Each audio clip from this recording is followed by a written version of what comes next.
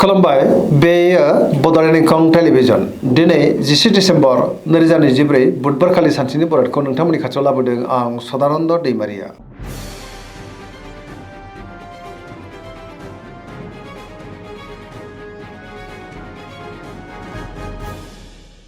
सिगां फरायनो लादों मेष राशि गिबि हांखो अ ल दिनैनि साना जोबोर मोजां जेरावबो जाफुंसारगोन सुथुरखौ दिनै गोरलैयैनो फेजेननोबो हागोन।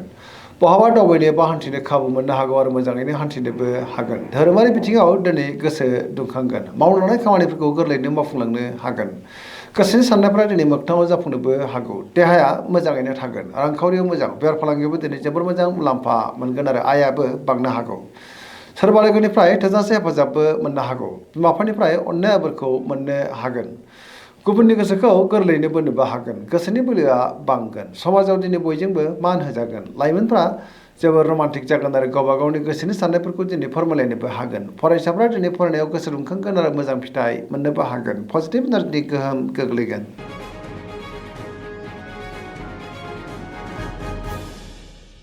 वृष राशि गिबि हांखो इ उ ब दिनैनि साना मोजां आरो गाज्रिनि गेजेरजों बाबेनलांनो हागौ। गोसोनि साननायफ्रा देबोरलांनोबो हागौ। माबा नङा माबा मोनसे जेंनाजों मोगा मोगि जानांनानै गोसोआ दिनै जोबोर उसुखुथु जानोबो हागौ।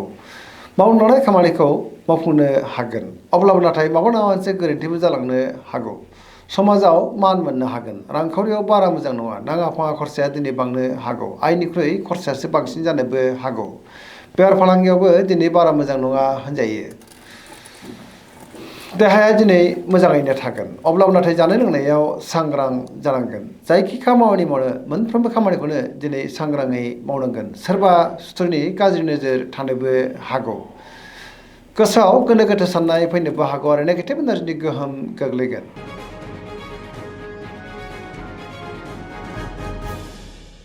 मिथुन राशि गिबि हांखो ख स दिनैनि साना जोबोर मोजां पजिटिभ एनार्जिनि गोहोम गोग्लैगोन। गोसोनि साननायफ्रा दिनै मोगथाङाव जाफुंनोबो हागौ। गियाननि आंखाल जानाय नङा गोथों आरो गोग्गो साननो रोंगोन।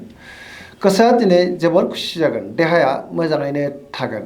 रांखावरियाव मोजां अब्लाबो नाथाय खरसाया बांनोबो हागौ। बेफार फालांगियाव दिनै जोबोर मोजां मुलाम्फा मोनगोन।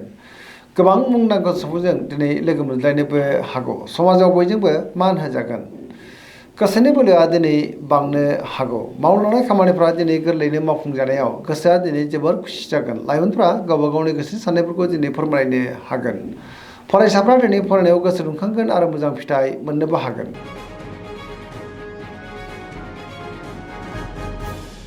कर्कट राशि गिबि हांखो ड ह दिनैनि साना जोबोर मोजां गोसोखौ जोबोर गोजोननाय मोनगोन। बहाबा हान्थियोब्ला दिनै जोबोर मोजां आरो मोजाङैनो हान्थिनोबो हागोन। सोरबा गोजाम लोगोजों बहाबा लोगो मोनज्लायनानै गोसोआ दिनै जोबोर खुसि जागोन। गोसोनि साननायफ्रा दिनै मोगथाङाव जाफुंनोबो हागौ आरो पजिटिभ साननाय फैगोन। मावनो लानाय खामानिफ्रा दिनै गोरलैयैनो मावफुंजागोन। रांखावरियाव मोजां बेफार फालांगियावबो जोबोर मोजां मुलाम्फा मोननोबो हागोन। न'खराव दिनै अननानै फैगोन। बिदा फंबायनिफ्राय थोजासे हेफाजाबबो मोननो हागौ। देहाया दिनै मोजाङैनो थागोन। गुबुननि हेफाजाबखौ गोरलैयैनो मोननोबो हागोन। न'खराव अनलायनाया बांनो हागौ। बिसि फिसायनि गेजेराव मोजां सोमोन्दो थागोन। फरायसाफ्रा दिनै फरायनायाव गोसो दुंखांगोन आरो मोजां फिथाइ मोनगोन।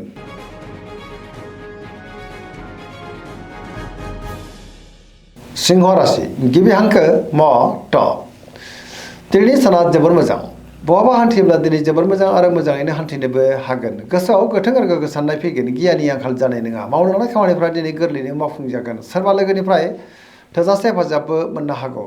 गोबां मोजां खाबु दिनै मोननो हागौ। बहाबा दावबायनो बा हान्थिनो खाबु मोननो हागोन। रांखावरियाव मोजां बेफार फालांगियावबो दिनै जोबोर मोजां मुलाम्फा मोननो हागोन। गोसोनि साननायखौ गुबुननो फोरमायनोबो हागोन। न'खराव बिदा फंबायनि गेजेराव अननानै फैगोन। गुबुननि गोसोखौ गोरलैयैनो बोनोबो हागोन। देहाया दिनै मोजाङैनो थागोन। फरायसाफ्रा फरायनायाव गोसो दुंखांगोन आरो मोजां फिथाइ मोननोबो हागोन। लाइमोनफ्रा गावबा गावनि गोसोनि साननायफोरखौ दिनै फोरमायलायनोबो हागोन।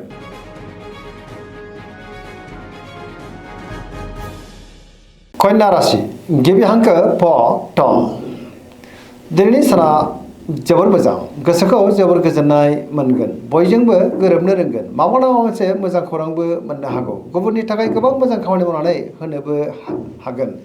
गियाननि आंखाल जानाय नङा। गोसोआव दिनै गोथों आरो गोग्गो साननाय फैगोन। रांखावरियाव मोजां अब्लाबो नाथाय खरसाया दिनै बांनोबो हागौ। बेफार फालांगियाव मोजां होनजायो। देहाया दिनै मोजाङैनो थागोन सोरबा लोगोजों मोजां बाख्नाय जानोबो हागौ पजिटिभ एनार्जिनि गोहोम गोग्लैगोन बहाबा हान्थियोब्ला दिनै जोबोर मोजां आरो मोजाङैनो हान्थिनोबो हागोन फरायसाफ्रा फरायनायाव गोसो दुंखांगोन आरो मोजां फिथाइ मोननोबो हागोन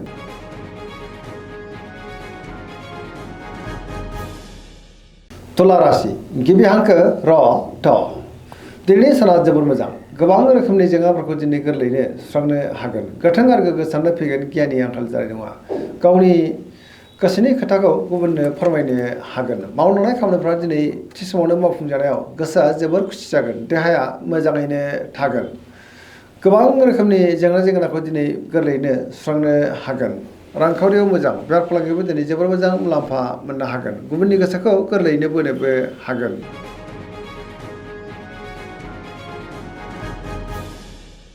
वृश्चिक राशि गिबि हांखो न स दिनैनि साना जोबोर मोजां बयनिबो गोसोखौ गोरलैयैनो बोनोबो हागोन गुबुननि गोसोखौ गोरलैयैनो बोनो हागोन गोसोनि साननायफ्रा दिनै मोगथाङाव जाफुंनोबो हागौ पजिटिभ एनार्जिनि गोहोम गोग्लैगोन समाजाव लोगो लेवा बांनोबो हागौ गोसोआव दिनै गोथों आरो गोग्गो साननाय फैगोन मावलांनाय खामानिफ्रा गोरलैयैनो मावफुंजागोन गुबुननि साननायफोरखौ दिनै हमदांनोबो हागोन गोसोआव गोथों आरो गोग्गो साननाय फैगोन गियाना बांनो हागौ न'खराव दिनै अनलायनाय फैगोन रांखावरियाव मोजां बेफार फालांगियाव दिनै जोबोर मोजां मुलाम्फा मोननोबो हागोन फरायसाफ्रा दिनै फरायनायाव गोसो दुंखांगोन आरो मोजां फिथाइ मोनगोन देहाया दिनै मोजाङैनो थागोन धोरोमारि बिथिङावबो दिनै गोसो दुंखांनो हागौ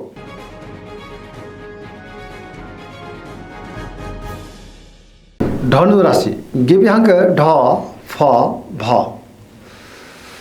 दिनैनि साना जोबोर मोजां गोसोखौ जोबोर गोजोननाय मोनगोन गोथों आरो गोग्गो साननो रोंगोन गियाननि आंखाल जानाय नङा बबेबा हाबाफारियाव बाहागो लानो खाबु मोननोबो हागौ सुथुरखौ गोरलैयैनो फेजेननोबो हागोन मावलांनाय खामानिफ्रा दिनै गोरलैयैनो मावफुंजानायाव गोसोआ जोबोर खुसि जागोन गोसोआव दिनै गोथों आरो गोग्गो साननाय फैगोन गियाननि आंखाल जानाय नङा मोननो गोनांथारखौ दिनै मोननो हागौ रांखावरियाव मोजां बेफार फालांगियाव मोजां होनजायो सोरबा लोगोजों बाख्नाय जानोबो हागौ बहाबा हान्थियोब्ला दिनै जोबोर मोजां आरो मोजाङैनो हान्थिनोबो हागोन पजिटिभ एनार्जिनि गोहोम गोग्लैगोन लाइमोनफ्रा जोबोर रमान्टिक जागोन आरो गावबा गावनि गोसोनि साननायफोरखौ दिनै फोरमायलायनोबो हागोन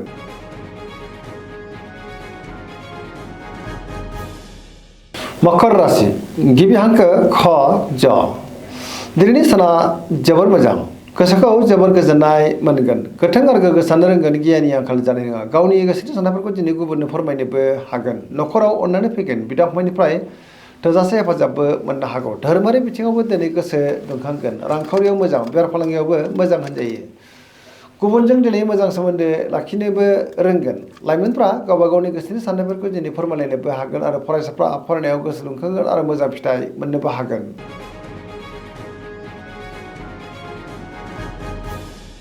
कुम्भ राशि गिबि हांखो ग स दिनैनि साना बारा मोजां नङा गोसोआव गोनो गोथो साननाय फैनोबो हागौ गोथों आरो गोग्गो साननो हानाय नङा गोसोनि साननायफ्रा दिनै देबारनांगोन मावलांनाय खामानिखौ मावफुंनो हायोब्लाबो माबा नङा मोनसे गोरोन्थिबो जालांनो हागौ गोबां मोजां खाबुनिफ्राय दिनै जानगाराव थानांनोबो हागौ समाजाव मान मोनगोन रांखावरियाव दिनै मोजां होनजायो अब्लाबो नाथाय खरसाया बांनोबो हागौ बेफार फालांगियाव मोजां देहाया दिनै बारा मोजां थानाय नङा गोबां रोखोमनि देहायारि जेंनाजों मोगा मोगि जानांनोबो हागौ गगा बायदिसिनाजों खस्थ' मोननांनोबो हागौ न'खराव बिमा बिफानिफ्राय अननायफोरखौ दिनै मोननो हागोन बहाबा दावबायोब्ला दिनै लामा सामायाव सांग्रां जानांगोन नेगेटिभ एनार्जिनि गोहोम गोग्लैनोबो हागौ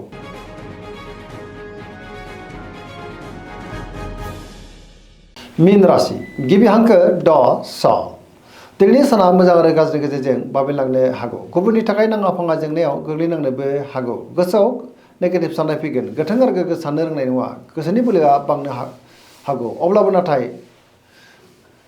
गोबां खहा जानांनोबो हागौ रांखावरियाव मोजां बेफार फालांगियाव मोजां सोरजोंबा रायखोमा जानोबो हागौ गावनि गोसोनि साननायखौ दिनै गुबुननो फोरमायनो गोब्राब जागोन माबा नङा मोनसे हेंथाजों मोगा मोगि जानांनो हागौ फरायसाफ्रा दिनै फरायनायाव गोसो दुंखांगोन आरो मोजां फिथाइ मोनगोन लाइमोनफ्रा जोबोर आला खाला जानोबो हागौ आरो नेगेटिभ एनार्जिनि गोहोम गोग्लैनोबो हागौ